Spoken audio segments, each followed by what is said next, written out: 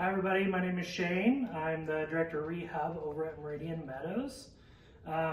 Here to show you what us therapists like to do for setting up safe transfers, and then I'll go over step by step of what the proper technique is for that. Just to start out, we always want to make sure that we use a gait belt. The gait belt needs to be worn by the patient.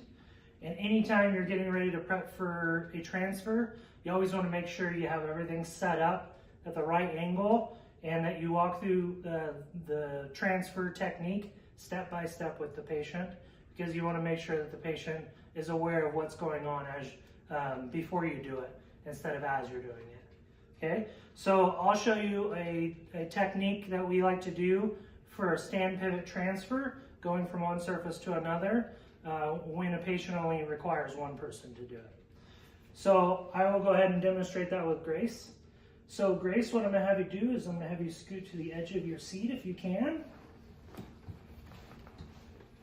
And then Grace, before we go to stand, I want you to be aware that we're going to stand up, we're going to pivot our feet, and we're going to turn all the way until you feel the surface with the back of your legs.